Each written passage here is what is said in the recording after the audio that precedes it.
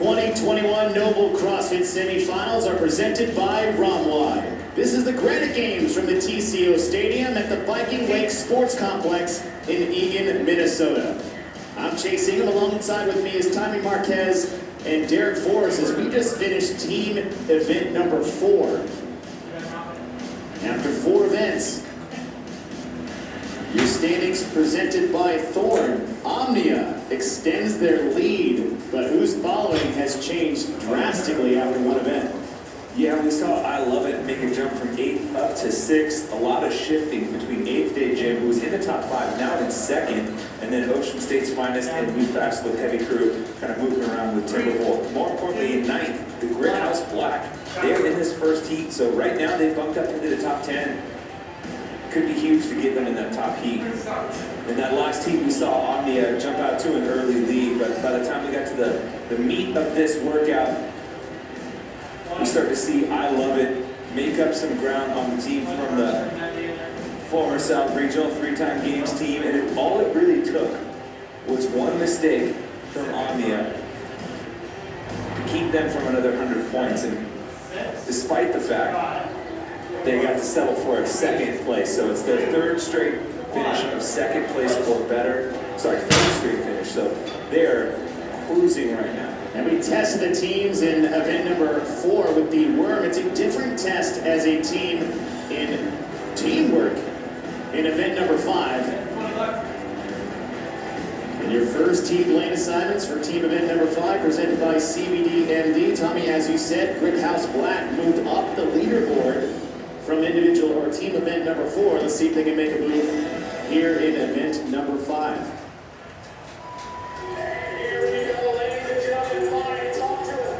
We have 2 different parts going on at the same time as a male and female pair will run 400 meters, while a designated male and female pair will do 20 legless rope climbs, breaking it up and sharing the work as ever they want to. And then what's unique here, Tommy, is that once the second pair comes in from the run, they can then assist with the first pair's work, but then on the second round, they must switch who starts the next implement. Yeah, so there's a fine line here around running at a pace to where you'll be able to contribute at some point and not leave your pair that's working the entire time, working in quotes because you're still running. You don't want to leave them hanging out to dry, but at the same time, that team, pair coming in from the run, they're the next ones to tackle that next implement. So you're kind of towing with the red line this entire way. I really like this format. There's a lot of different ways you can attack this. I think that's one of the cool things about the affiliate cup and the team competition is sometimes you present the work and you give teams the option to dissect it as they please, where the differentiator sometimes is proper strategy and knowing the skill sets on your roster. First pairs working on those 20 legless rope climbs. Looks like in lane number 1, coming in first off the run.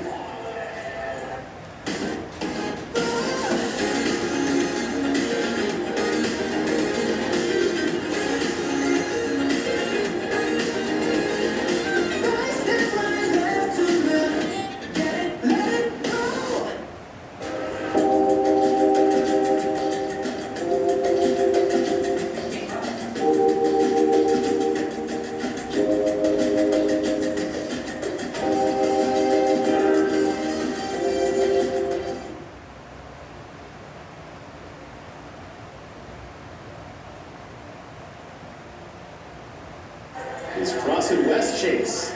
Even better is after these runs, the athletes have to go up and over the tall boxes that they're going to be using for the box jump overs later. Just, a little extra nuisance in a way.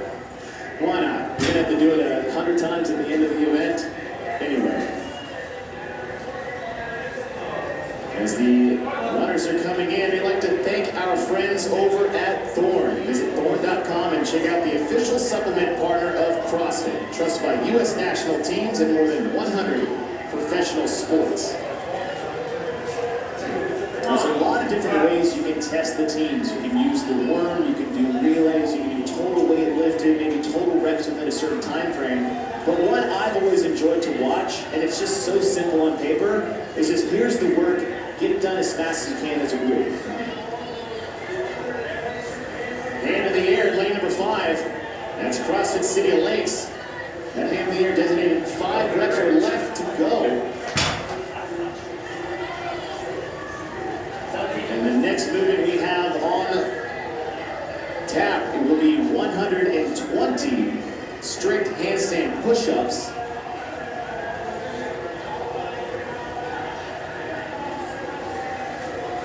Looks like lane 7, 6, 5. We got CrossFit Blake, Greenhouse Black, City of Lakes, CrossFit West Chase. Their starting legless pair off to the races. Now we go to 120 strict handstand push-ups. Again, you can share the work as any way you'd like to. The strict handstand push-ups are already hard, Tommy, but after a few legless rope climbs, they get a little bit tougher. Yeah, you're starting to feel the upper body take its toll. I like the way they balance this out here. You know, a lot of upper body pulling to start. This next team is going to have to do some, you know, upper body pressing, some strict handstand push-ups.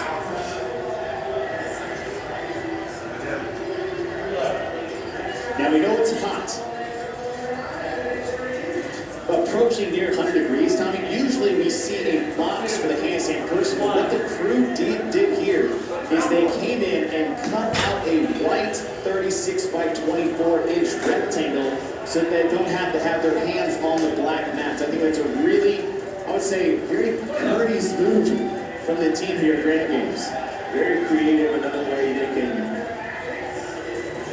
adjust on the fly to, you know, you talk about athlete safety, but it's also a better athlete experience as well. And it's just one less thing we have to worry about.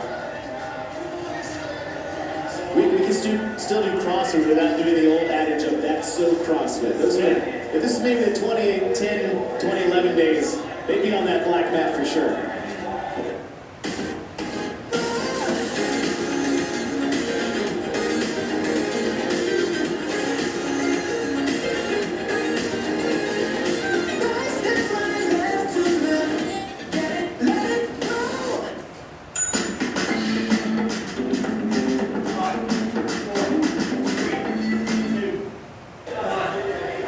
The 5-minute mark.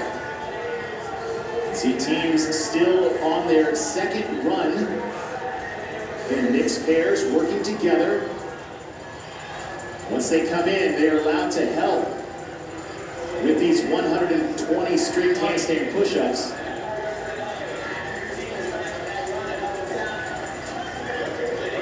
That's CrossFit Blade there on the center of your screen with the gray shorts and no shirt. They were actually the first pair to get back from that 400-meter run. We're already beginning to see the athletes that were out on the run ripping off some significant chunks of these handstand push-ups. Especially for that first pair, there's going to be a wall that you're going to hit where, you know, those reps are going to be hard to come by, and you're using such small muscle groups, the triceps and the traps, that we talk about it time and time again. Once they go away, they're gone. Approaching the 5-minute mark.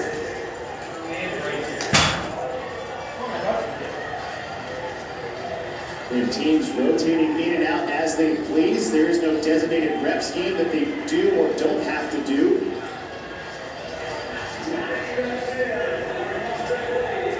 We'll thank our friends over at Noble Just the Horns. Visit nobelproject.com/CrossFit to stock up on training essentials and be the first to access the CrossFit collection.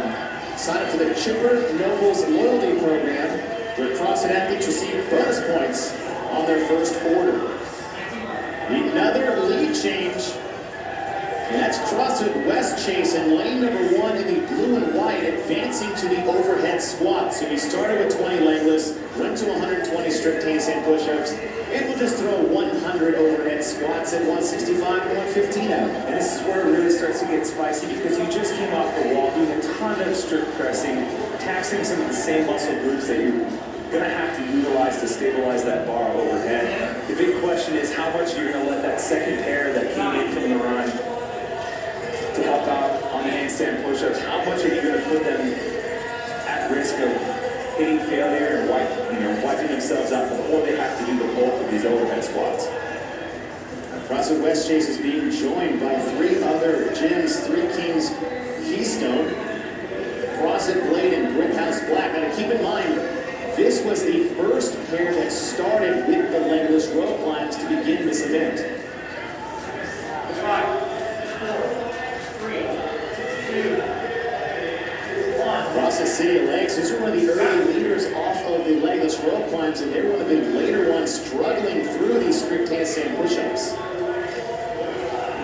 Strict pressing, especially the handstand push-up, is such a distinct skill that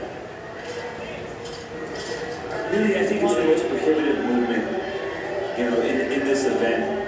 The legless row climbs are at the front of the event, so everyone's doing it fresh. The strict handstand push-ups, everybody's at least either ran and done some work on the rig. CrossFit West Chase still leading. Sarah Harrison, Tammy Kurokos, Chris Woods, and Garrett Ross Johnson.